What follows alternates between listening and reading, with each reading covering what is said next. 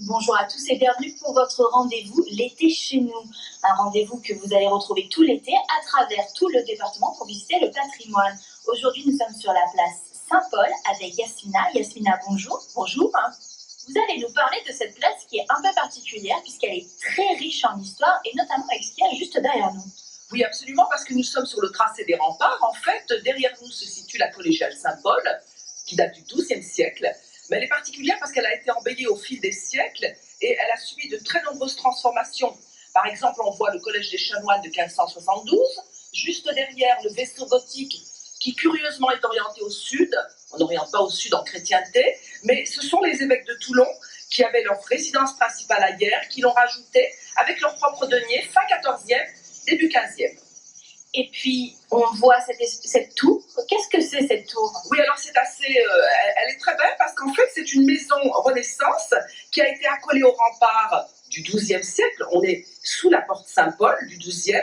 Et cette jolie tour d'angle avec son chapeau pointu en étain, eh bien, est absolument remarquable. Les fenêtres à meneaux, hélas, de la Renaissance ont disparu. Elles ont été transformées en menuiserie alu. Mais ce qu'il y a de joli aussi, c'est la très jolie voûte bleue qui est au-dessous, qui représente un ciel étoilé. On en trouve aussi au Palais des Papes en Avignon. C'était très à la mode au Moyen-Âge, mais rappelez-vous, l'immeuble est Renaissance, et c'est pour un événement très important à Hyères. C'est l'école de peinture d'Avignon qui a eu 25 ans en arrière est venue réaliser cette fresque pour commémorer l'arrivée de Saint-Louis à Hyères le 12 juillet 1254 au retour de la 7e croisade. Et puis, il y a autre chose qu'on voit, qui est un peu caché là, mais qu'on arrive à distinguer, c'est le vrai vestige des remparts qui étaient là autrefois. Oui, absolument. En montant l'escalier, sur notre gauche, arrivé sur la plateforme, on a l'épaisseur du rempart qui est assez consistante, qui est assez énorme. On a sur la droite, sous la maison Renaissance, auberge sur le chemin de Saint-Jacques-de-Compostelle, la très jolie porte en arc en plein cintre du XIIe. Et quand on entre dans la collégiale, lorsque nous recevons nos groupes, je montre l'une des tours maîtresses qui est intégrée à la partie gothique de Saint-Paul et qui fait partie de ce rempart du XIIe siècle. Alors aujourd'hui, on ne va pas visiter la collégiale, on reviendra, mais on va aussi visiter autre chose sur cette place parce qu'elle est très riche. C'est la croix qu'il y a là-bas. On y va? Ah oui, absolument. En plus, j'en suis amoureuse, donc on va parler de cette très belle croix d'émission.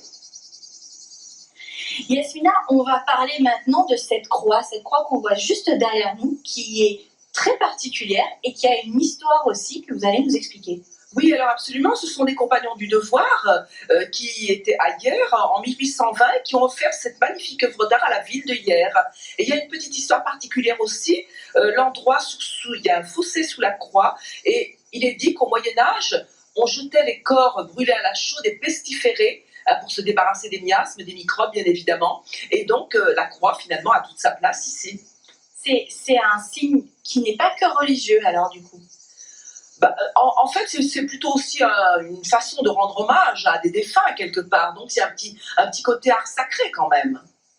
Et puis ici, il y a autre chose à voir. C'est ce panorama qui est assez incroyable et qui nous donne une vue sur tout Hyères.